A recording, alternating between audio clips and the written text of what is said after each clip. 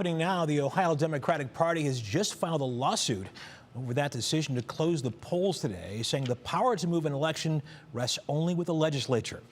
Last night's 11th hour move left election officials and voters confused. Mark Naymik explains what's ahead. Election Day called off. An extraordinary moment in Ohio's storied political history, triggered by Governor DeWine's call to postpone the election out of fear that in-person voting could spread the coronavirus. For voters who were not among the tens of thousands who cast ballots early, they will have to wait. So will candidates and school officials eager for levy results that could guide their budget decisions. Secretary of State Frank LaRose today ordered elections officials to mail ballots to voters who requested them. He also ordered officials to prepare for a new primary day on June 2nd. Most Ohioans are familiar with that process, and it's a convenient, safe, and secure way to do it. And so through the next 11 weeks, Ohioans can cast their ballots by mail, or they can request one at voteohio.gov/coronafax. I chose that website intentionally because we wanted to get all the information out there in one concise place. The decision to stop voting on the eve of an election is drawing legal challenges and second-guessing by members of both parties, including Democratic Congresswoman Marcia Fudge, who said in a statement, quote, "There were better options than closing the polls." Democratic Party Chairman David Pepper wants to close out the election sooner.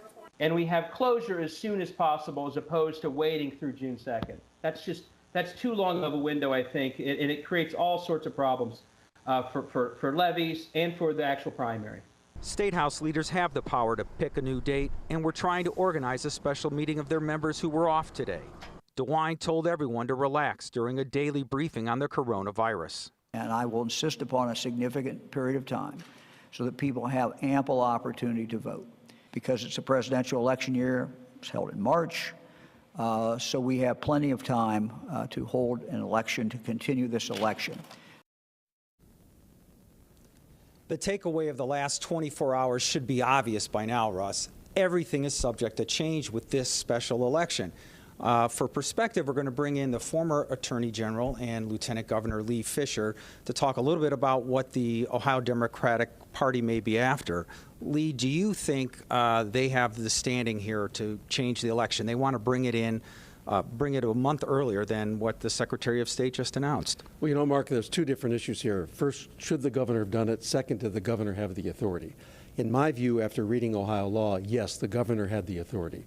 These are extraordinary circumstances, and the public health and safety and welfare of the people of Ohio always comes first. That gives extraordinary power to the governor. Now, the legislature can change that. The courts can change it.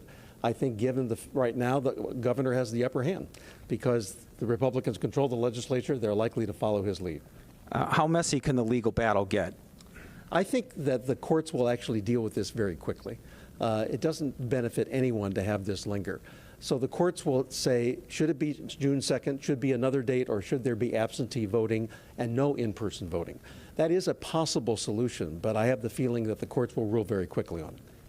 In your political experience, how unusual is this in our political history here in Ohio? Well, you know, interestingly, the Ohio law that was invoked by the Ohio Department of Health goes back to the 1880s when we were dealing with tuberculosis. This is a pandemic. It's highly unusual, but it's not unprecedented that a governor or an executive uses their authority in order to protect the public. So in this particular case, it's unusual, but not unprecedented. All right, and this fight is not over. We will be following it, and tonight till 7:30, this elections board is open for people with absentee ballots to return those. When they'll be counted, we don't know. Russ? All right, Mark, thank you.